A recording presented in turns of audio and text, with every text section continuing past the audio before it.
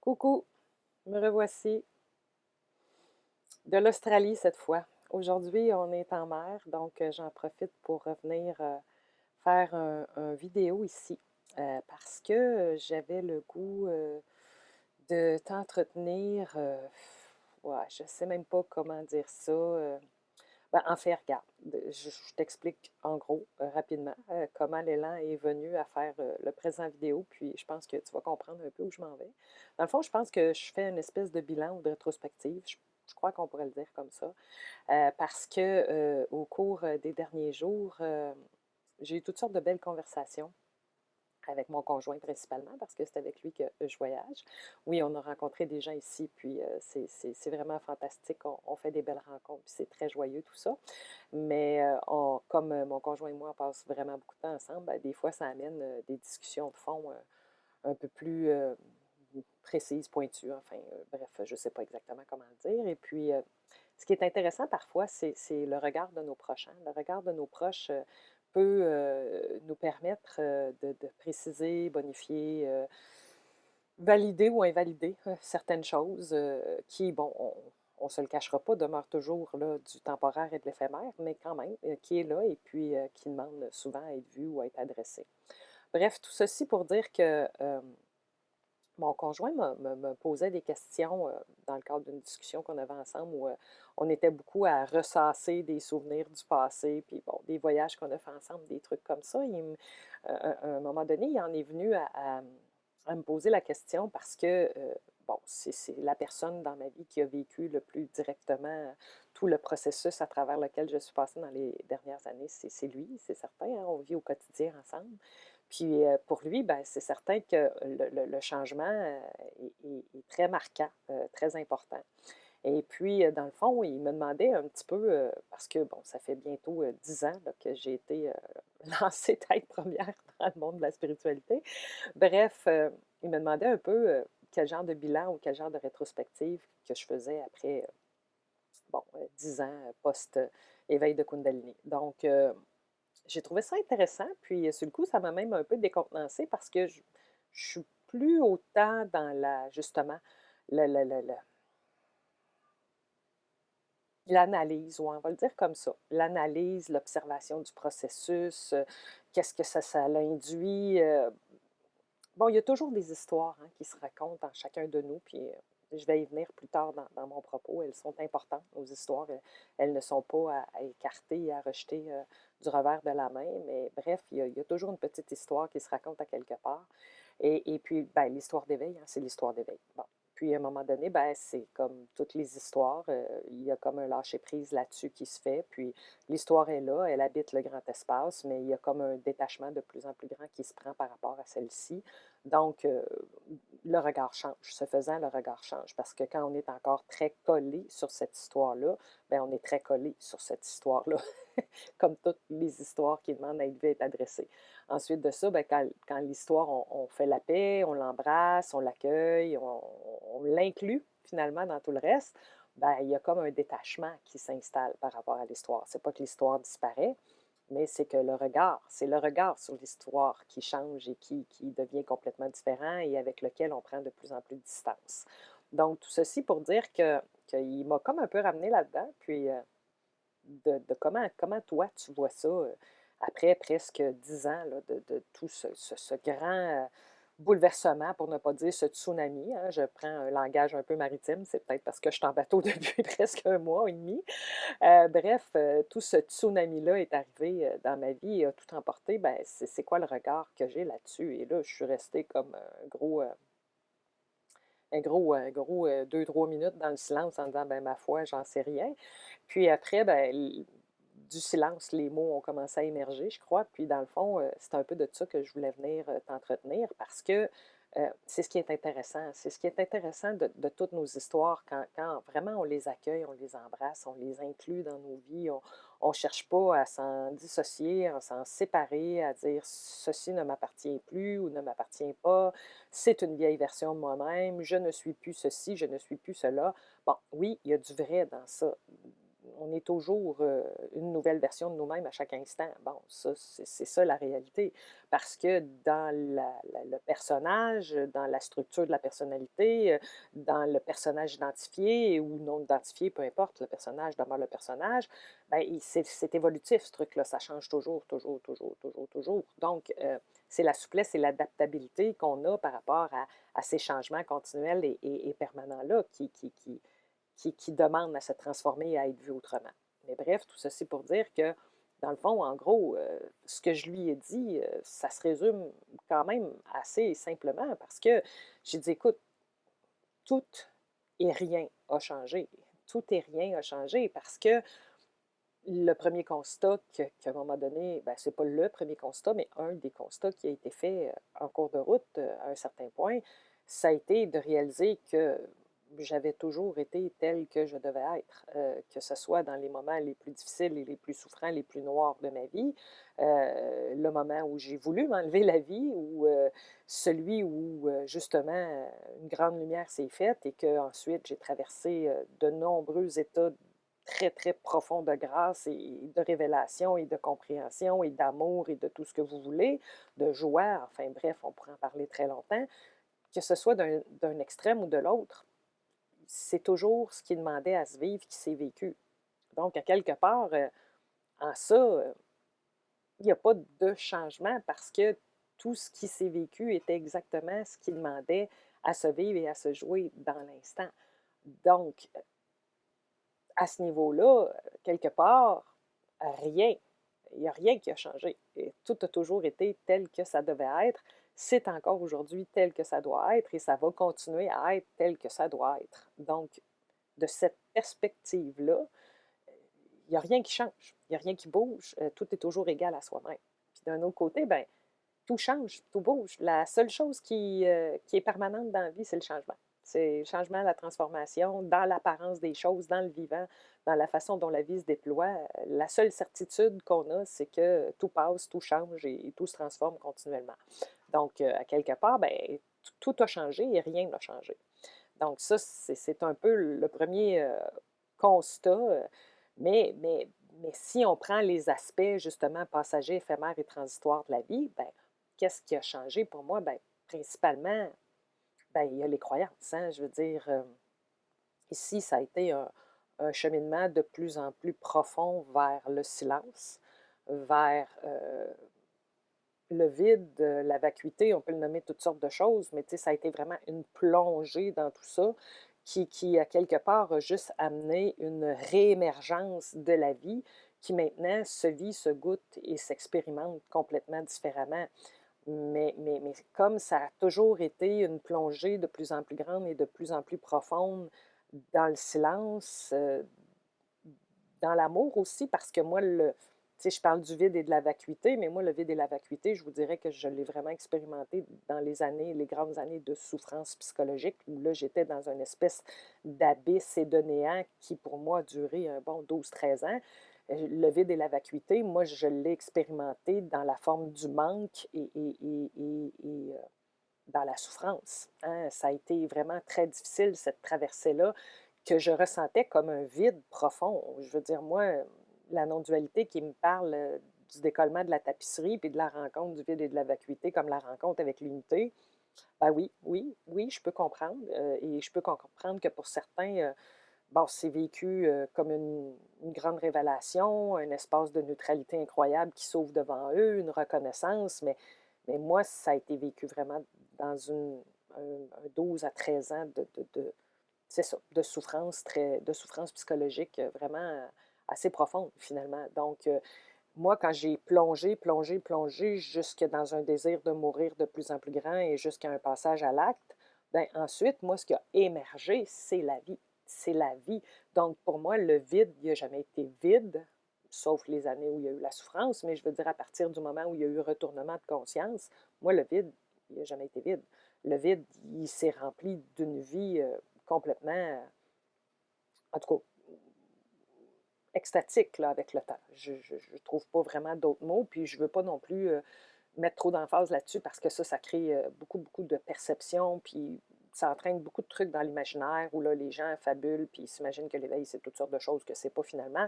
Donc, j'ai toujours une petite réserve à aller dans l'expérimentation de tous les états de grâce ou les états transcendants ou les états d'union très, très profonde parce que ça crée beaucoup d'imaginaire pour les gens, puis c'est pas ça le propos que je veux véhiculer. Moi, je suis vraiment dans une idée de dire que cette plongée-là m'a entraînée dans quelque chose qui finalement s'est toujours rempli de plus en plus, toujours et encore, et ce plein-là qui s'est créé dans cette vacuité-là, en tout cas, on va le dire comme ça parce que c'est assez difficile d'expliquer clairement ce qu'il y en est, mais tout ce qui s'est créé, ben, ça s'est vécu à partir d'une dimension silencieuse, mais très amoureuse aussi. Très, très, très amoureuse. Amoureuse de la vie. Hein? Je veux dire, c'est l'amour de la vie. Là. Après ça, ben oui, ça peut se projeter sur des gens, sur des situations, sur toutes sortes de choses, mais fondamentalement, c'est un très, très grand amour de la vie que moi, ça l'a amené. Fait que ça l'a changé complètement le regard, ça l'a changé aussi la façon de vivre et de se ressentir parce que là, je suis sortie de ma tête, je suis sortie de l'intellect, puis de toute cette volonté-là de comprendre, de savoir, puis bon, d'avoir une certitude par rapport à quelque chose qui n'y en aura jamais finalement. Donc, je suis sortie de ça, puis là, je suis vraiment plongée dans une dimension beaucoup plus organique qui relève vraiment de la globalité de l'être et pas juste d'un centre, là, qui est le centre intellectuel et mental, puis pas juste de deux centres, qui est aussi le centre du cœur.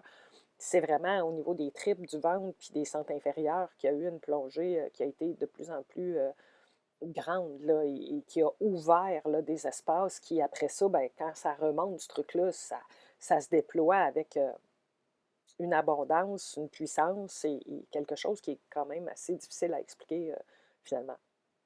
Bref, moi, le regard a changé, la perception, la façon de me vivre, de me goûter a changé.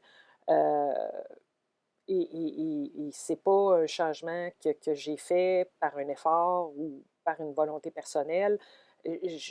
L'effort et la volonté, pour moi, ça a été de justement arrêter, de forcer, de pousser, puis de tirer, puis de simplement m'abandonner à tout ça, puis me déposer dans les bras de la vie, puis dans les bras de l'amour. Donc, ça a été une espèce de lâcher-prise qui a quand même demandé un certain effort au début parce que je savais pas trop comment on faisait ça, là, du lâcher-prise. Donc, bref, il y a eu un apprentissage là-dedans aussi, mais, euh, mais en bout de ligne, c'est le silence qui a tout fait. Je veux dire, c'est le silence, la présence, l'énergie. Pour moi, c'est toute la même affaire, ce truc-là. Mais bref, c'est ça. C'est vraiment la façon dont ça s'est joué. Fait en bout de ligne, ben oui, je reviens un peu au discours non-duel où il n'y a pas eu personne pour faire quoi que ce soit dans ce processus-là. Ça s'est fait. Ça s'est fait et puis ça s'est joué comme ça. Puis aujourd'hui, ben, il y a tellement de choses qui ont été justement sur lesquelles il y a eu des lâchers-prises, de l'abandon, des pas de recul pour revenir. Bon, je veux dire, des allers-retours. J'ai déjà fait des textes et des vidéos sur le sujet. Moi, j'ai été là-dedans pendant presque 3 ans, les allers-retours, là, avant de comprendre qu'il n'y avait personne qui était là à faire un aller-retour. Et ça, quand j'ai voulu partager sur le sujet, ben, j'ai rencontré toutes sortes de réactions. Bon, bref, comme bien d'autres sujets sur lesquels j'ai partagé, il n'y a personne qui soit là pour faire les allers-retours. Il y a une seule réalité, puis ce qui perçoit se vivre comme en aller-retour, ben, c'est toujours et encore le regard de séparation qu'il perçoit et qu'il vit ainsi. Mais bref, bon, c'est pas important, là, je ne veux pas en aller dans ça, puis je ne veux pas m'éparpiller dans mon vidéo, mais avec le temps, justement, il y a tellement de lâcher prise et des lâcher prise aussi sur les compréhensions, sur les volontés de vouloir aider les gens, les accompagner. On voit bien que la vie le sait, la vie le fait. Puis en même temps, ben, on a le goût d'exprimer des choses, on a le goût de partager des choses, on a le goût de pouvoir être ce qu'on est. Et on finit par comprendre que tout est correct, là. Tout est correct au final. Tout est correct au final. Et puis, si on a le goût de partager, de s'exprimer, de se vivre comme un coach, comme un gourou, comme un enseignant, comme un artiste, comme un médecin, si on a le goût de se vivre, de se goûter comme un retraité, une retraitée, un artiste, un chanteur, un comédien, en tout cas, bref, and so on, là, je pourrais nommer à peu près tout ce qui est possible de se faire en termes de hobby, d'activité. Bon, c'est correct aussi, il n'y en a pas de problème, il y a de la place pour tout le monde. il y a de la place pour tout le monde. Et c'est un peu ça que je voulais partager ultimement et en finalité. Dans le fond, la vie, elle vous demande simplement d'être qui vous êtes jusque dans le bout de vos ongles et dans le bout de vos cheveux. Puis c'est en étant vraiment et complètement et en vous autorisant à être complètement ce que vous êtes que vous réalisez ce que vous n'êtes pas. Parce que vous réalisez que tout ça, c'est toujours passager. Bon, je veux dire, moi, dans ma vie, j'ai été une mère, j'ai été une avocate, j'ai été une chanteuse, j'ai été une comédienne, j'ai été une personne malade. Bon, bref, les étiquettes, les rôles, il y en a eu, il y en a eu, il y en a eu, il y en a eu, puis il va continuer à en avoir parce que c'est comme ça que le monde fonctionne.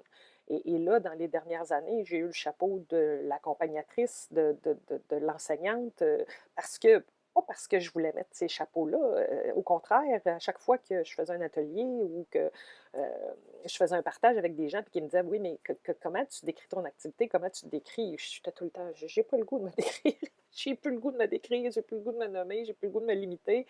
Mais à un moment donné, on réalise que dans le monde manifesté, c'est comme ça que ça fonctionne. Les gens, ils ont besoin d'étiquettes, ils ont besoin de mots, ils ont besoin d'apposer de circonscrire les choses. Ils ont besoin, même souvent, ça va les rassurer. Si tu as des diplômes, des papiers, des titres, puis que tu mets un gros prix à côté de ça va les rassurer. Parce que là, ils vont avoir une illusion d'une crédibilité. Bon, et si tu as été reconnu par des pairs, que tu as été invité, que tu as publié, que d'autres ont dit: ah oui, cette personne-là, c'est un éveillé, c'est une éveillée, bien là, ça va être encore mieux.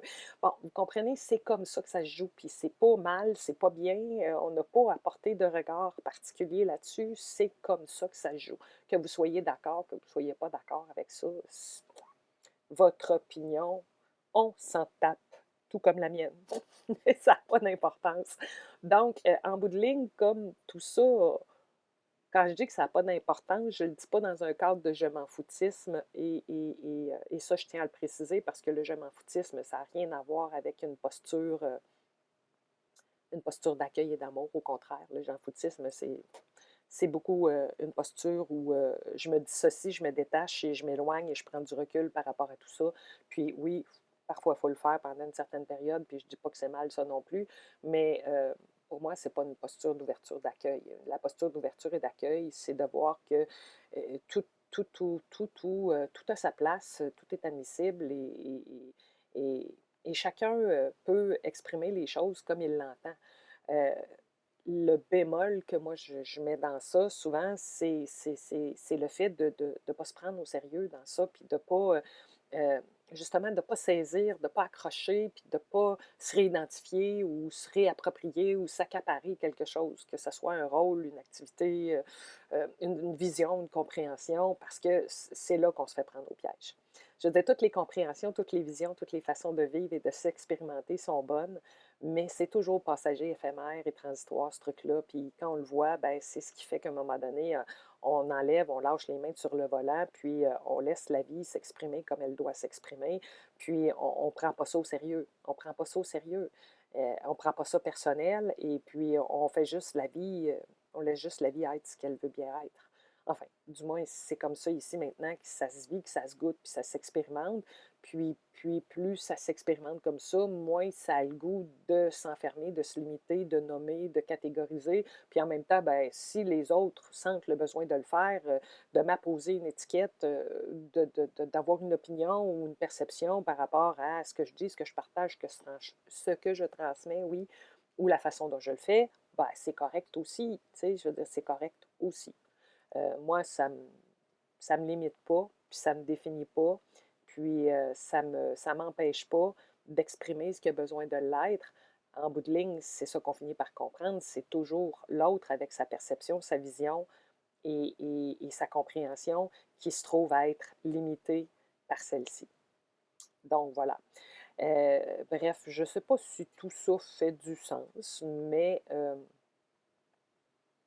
ce qui a changé, ben, c'est tout et rien. Puis en même temps, ben, c'est une grande joie, une grande paix et tellement, mais tellement d'amour, là. Mais tu sais, comme je vous dis, comme je l'ai dit dans d'autres vidéos, c'est très peu, très, très peu un amour-sentiment. C'est vraiment un amour vibratoire, une qualité vibratoire qui souvent, et ça je le dis pour les petits et les grands émotifs ou émotifs de ce monde, moi en tout cas régulièrement ça m'arrache des larmes, là. Des larmes d'amour, on s'entend, pas des larmes de peine, pas des larmes de tristesse. Et quand l'ouverture du cœur est là et qu'on est touché par la beauté, la grandeur de la vie, en tout cas, moi, ça me met en contact avec une émotivité qui est magnifique et c'est ça, qui est remplie d'amour, qui est remplie d'amour. Donc, voilà.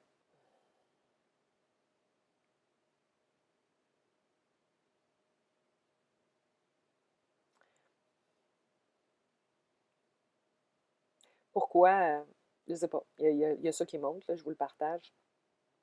Pourquoi je fais ce partage-là? Qu'est-ce que ça peut vous apporter, vous amener dans votre vie? De quelle façon ça peut vous aider, vous rejoindre ou vous permettre de toucher à ça en vous? Ben, ma réponse, c'est j'en ai aucune idée. J'en ai aucune foutue idée. Et ça aussi, c'est vraiment quelque chose qui, pour moi, s'est déployé dans la dernière année.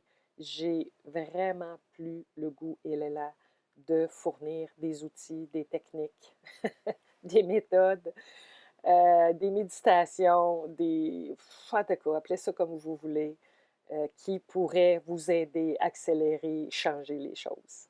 Moi, je pense que la vie, elle se déploie en chacun et chacune de nous exactement comme elle peut se déployer. Et la meilleure façon de participer et collaborer à ce processus de vie-là qui se vit en vous, c'est de vraiment être là avec la façon dont ça veut jouer, ça veut se goûter et ça veut s'exprimer dans le maintenant. Et si ça veut aller rencontrer quelqu'un, chercher des techniques, des outils, c'est parfait, allez-y. Allez-y, c'est correct parce que justement, c'est ça qui demande à se vivre, à se goûter puis à s'expérimenter. Donc, allez-y. Moi ici, la seule chose que je vois qui se transmet, puis que ça se fait tout seul, sans que personne n'ait un contrôle ou une volonté là-dessus, ben, c'est au niveau énergétique, c'est au niveau de la vibration, c'est au niveau de la présence, ça se fait, ça se fait. Puis ça, pour moi, c'est palpable, je veux dire, c'est évident. C'est même pas un ressenti, une compréhension, c'est une évidence. Ça se fait.